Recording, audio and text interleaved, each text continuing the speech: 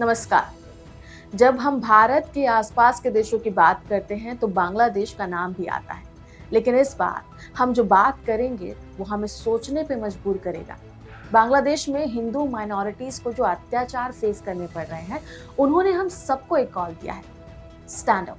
आज हम बात करेंगे उन अत्याचारों के बारे में जो माइनॉरिटी कम्युनिटीज के साथ हो रहे हैं और कैसे हम सबको मिलकर इसके खिलाफ आवाज उठानी चाहिए।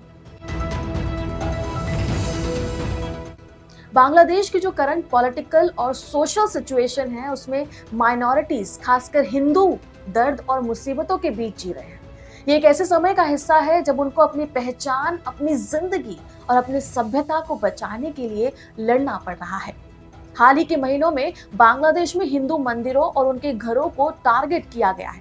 मूर्ति तोड़ने, आगजनी के मामले बढ़ते जा रहे हैं। सोशल मीडिया पर बार बार पोस्ट आ रहे हैं जो माइनॉरिटीज को टारगेट करते हैं और उनकी इज्जत को भी चोट पहुंचाने की कोशिश करते हैं। हिंदू कम्युनिटीज के घरों में आग लगा दी गई है, मंदिरों को तोड़ दिया गया है और कुछ बिजनेसेस को भी लूट लिया गया है। ये सिर्फ एक फिजिकल अटैक नहीं है, बल्कि इन कम्युनिटीज को उनके हक से बेदखल करने की कोशिश है।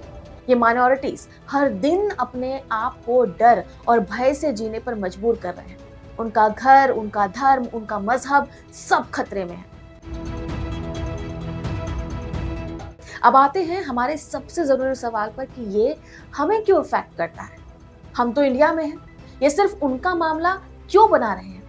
देखिए, हम सिर्फ अपने बॉर्डर्स के अंदर ही नहीं है, बल्कि हमारी इंसानियत सब जगह है।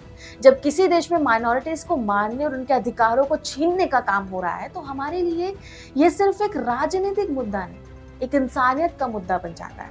अगर हम खामोशी अपनाते हैं तो यह अन्याय बढ़ता जाएगा।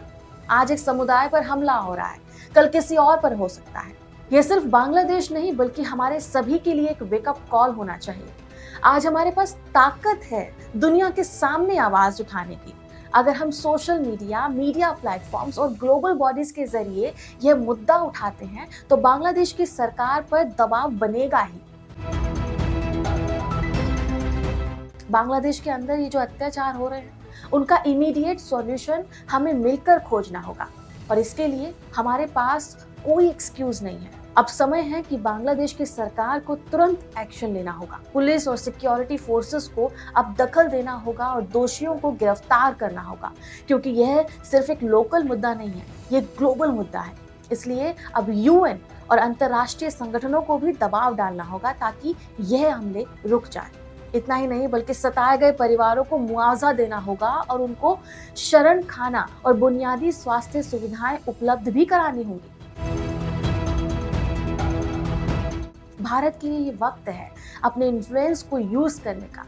हमारे पास रिसोर्सेज हैं, हमारे पास डिप्लोमेसी है और सबसे जरूरी बात कि हमारे पास आवाज है। भारत को अपने डिप्लोमेटिक चैनल्स का इस्तेमाल करके बांग्लादेश पर दबाव डालना ही होगा। भारत की कल्चरल और रिलीजियस टाइज का इस्तेमाल करके हम बांग्लादेश के हिंदू माइनॉरिटीज को मोरल और फाइनेंशियल सपोर्ट दे सकते हैं। सोशल मीडिया और पब्लिक प्रेशर से बांग्लादेश को ये मैसेज भेजना होगा कि दुनिया उनके साथ नहीं है, बल्कि उनके अत्याचारों के खिलाफ है। भारत को अपने क्षेत्रीय और वैश्विक साझेदारी का उपयोग करके बांग्लादेश को मानवाधिकार उल्लंघनों के लिए जवाबदेह ठहराने का दबाव डालना होगा। ये वक्त है हमारे लिए, हम सबके लिए एक स्टैंड लेने की। बांग्लादेश में जो अत्याचार हो रहे हैं, हमारी आवाज उन पर रोक लगा सकती है। अगर हम खुद को इंसान समझते हैं, अगर हम खुद को ह्यूमैनिटी को हाईएस्ट प्रायोरिटी पर रखते हैं, तो ये हमारा फर्ज बनता है कि खामोशी ना रखते हुए इस इनजस्टिस के खिलाफ आवाज उठाएं। आज से, बल्कि अभी से अपनी आवाज उठाएं और अपने दोस्तों से बात करें। और सबसे जरूरी बात कि बांग्लादेश के हिंदुओं और माइनॉरिटीज के लिए एक रोशनी बनने की कोशिश करें। आपकी छोटी सी कोशिश कई लोगों के अधिकारों और उनकी जान को बचा सकने का काम कर सकती है। ज़्यादा से ज़्यादा इस वीडियो को अपने दोस्तों के साथ शेयर ज़रूर करें और हमारे चैनल को सब्सक्राइब भी करें। नमस्कार।